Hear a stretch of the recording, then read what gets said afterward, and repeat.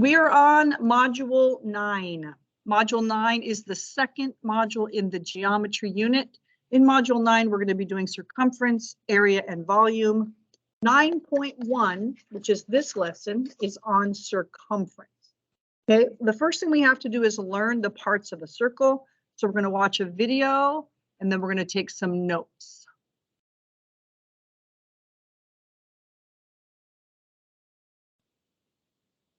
All right, here we go.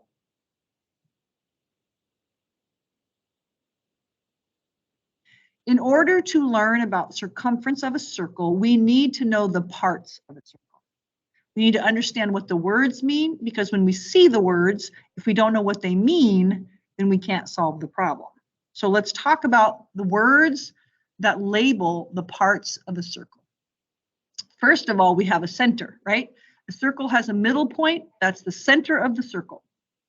Then we have a radius.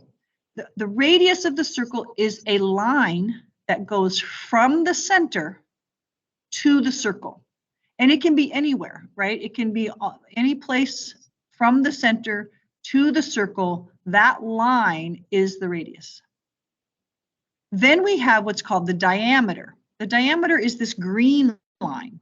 It goes from the circle through the center to the other end of the circle.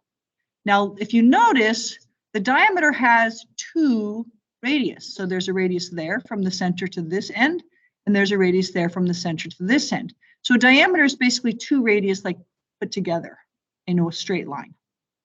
So the diameter is a line that passes through the center with both endpoints on the circle.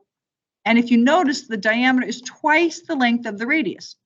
Two radius, 1, 2, right? So the diameter is 2 times the radius, which means the radius is half of the diameter. The last part is the circumference. This blue line is the circumference. And the circumference is the distance around the circle. Now you need to know these words because questions will ask you about each of these words, and if you don't know what they mean, it's hard to solve the problems. Radius from the center to the end.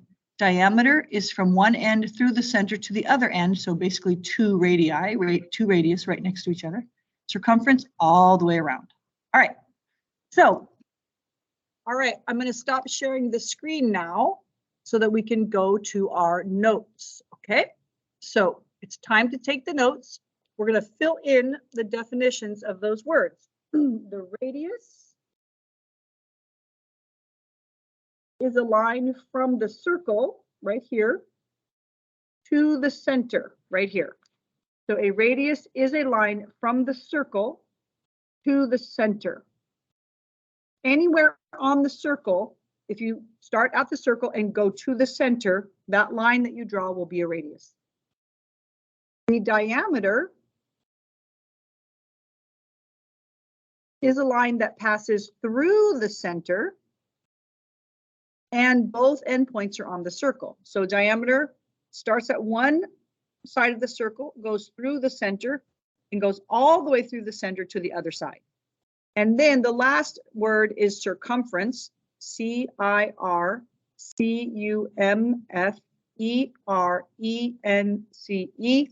The circumference of the circle is the distance around the circle. Okay, so this around here is the circumference, okay? Now we're going to get into the idea of what is pi. Many of you have heard of the number pi, but you don't know what it is, okay? So we're going to listen to this part of the video and then we're going to take our notes again, okay? I'm going to share my screen again.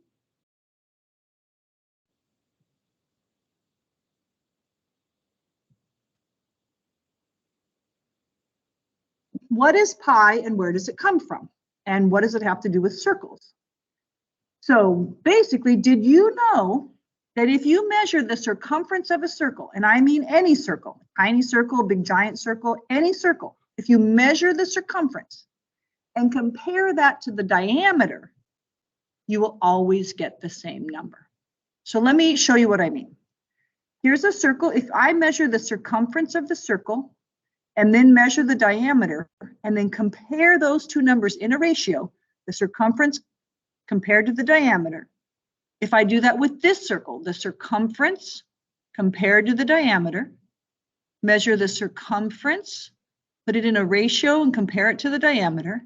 It doesn't matter which circle, the circumference compared to the diameter, every single time you measure the circumference of a circle and compare it in a ratio to the diameter of the circle, you will get the same number every single time. No matter how big or small the circle is, the ratio of its circumference to its diameter will always be 22/7 when you reduce the fraction or simplify the fraction, which is 3.14, and the decimal goes on and on and on and on and on. There's many more decimal places after the 4, but we always just cut it off and say 3.14. That number, 3.14, 3.14, 3.14, 3.14, that number is known as pi. We write it as pi, or sometimes we use this symbol right here. This is the pi symbol. Many of you have heard of pi. You know there is a number called pi. You might not have known where it comes from. It comes from measuring the circumference of a circle and comparing that measurement to the diameter of that circle. And every single time you do that with any circle, you will get this number, pi. That's where pi comes from, okay? All right, so we're going to take our notes on pi now. So I'll stop sharing the screen and we'll go back to our notes. Okay, so let's fill in this notes on pi. The ratio of the circumference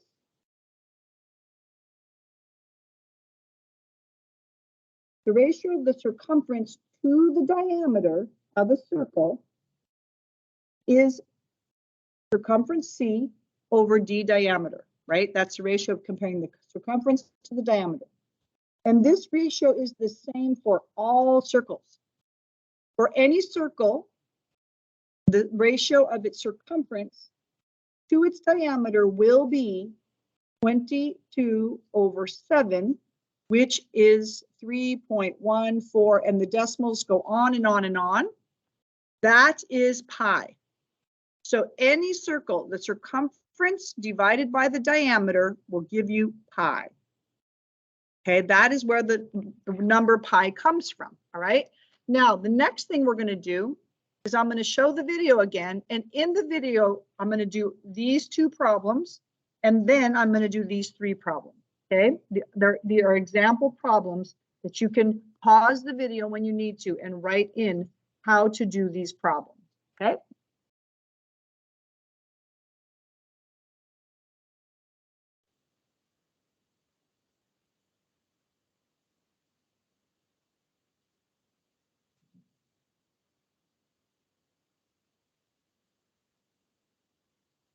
Well, that helps us because if the circumference divided by the diameter is always pi, we can solve for any of the equations and find missing measures. So let me show you what I mean by that.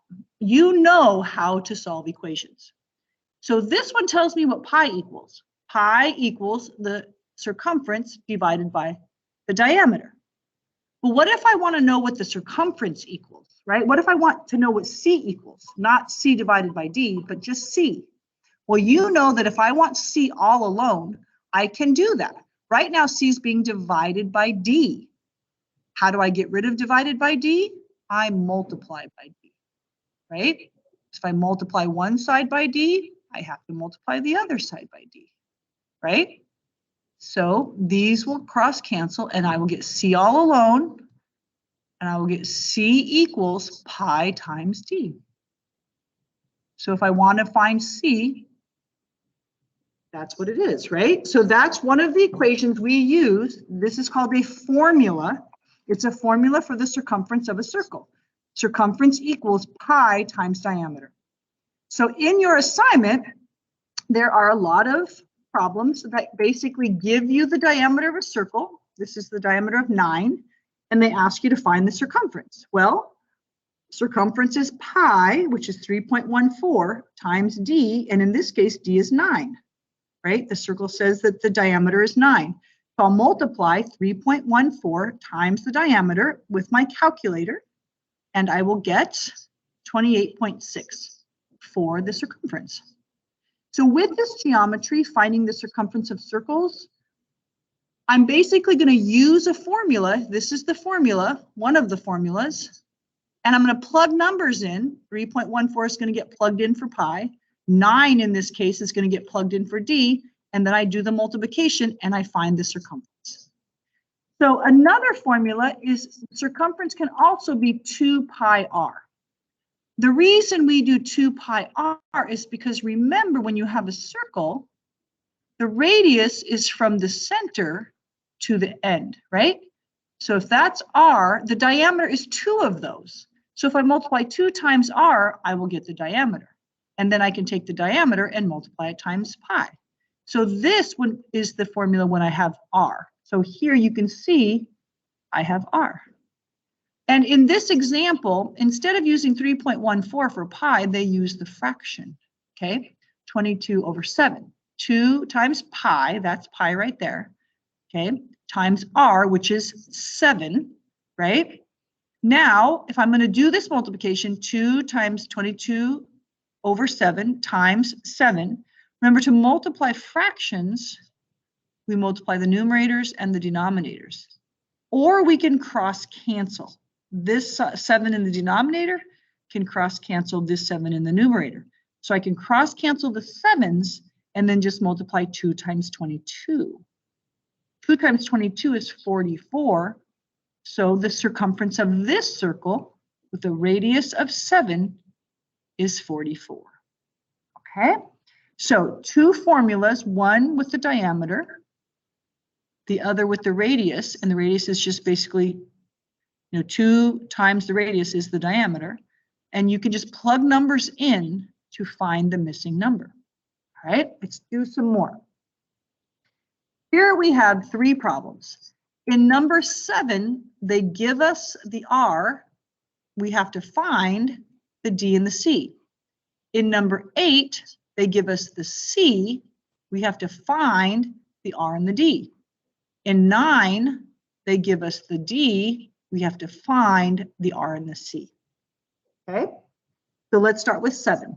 This tells us that the radius is 2 yards. So think about it. This is the radius, it's 2 yards. Well, what is the diameter then? Basically, this is 2 yards from here to here, and this is 2 yards from here to here, which means the diameter is 4 yards. I can take the radius, multiply it times 2, that will give me the diameter. Okay? So what is the circumference then? Well, look at this. The circumference is pi times d.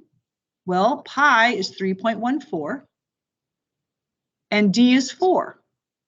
I just figured out what d is. So I can get out my calculator now, and I can plug in 3.14, right, for pi, 3.14 for pi, times 4, which is the diameter, and I get 12.56. So the circumference is 12.56 yards. Okay, and so I found the diameter and the circumference with the radius. All right, next I have number 8. They give me the circumference. I need to find the radius and the diameter. Well, again, if I look up here, the circumference is pi times d. So if circumference is pi times d, right, that means I can take 78.8, which is the circumference, and I can make that equal to, that's supposed to be a decimal, the pi, which is 3.14, times d, which I don't know, right? So I have C is 78.4, I have pi is 3.14, and now I'm going to solve for d. You guys know how to solve for a variable. If I want to know what d equals, I need to get rid of that 3.14, right? Right now, 3.14 is being multiplied by d. How do I get rid of multiplied? I divide. So if I divide this side by 3.14, I have to divide this side by 3.14. Okay, What happens now is these cancel. I get my D all alone, which is what I want.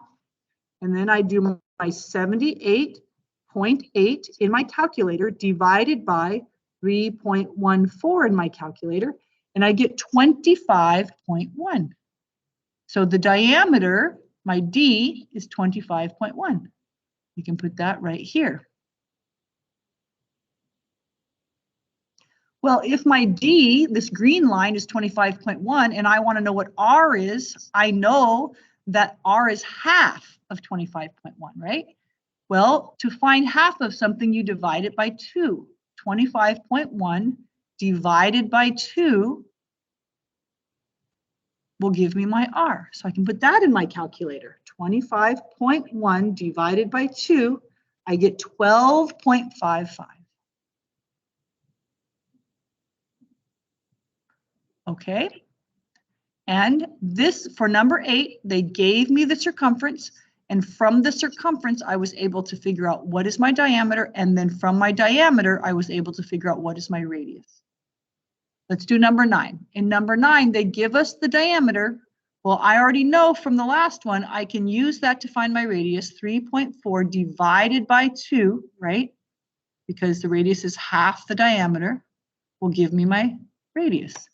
So if I do in my calculator, 3.4 divided by 2, I get 1.7.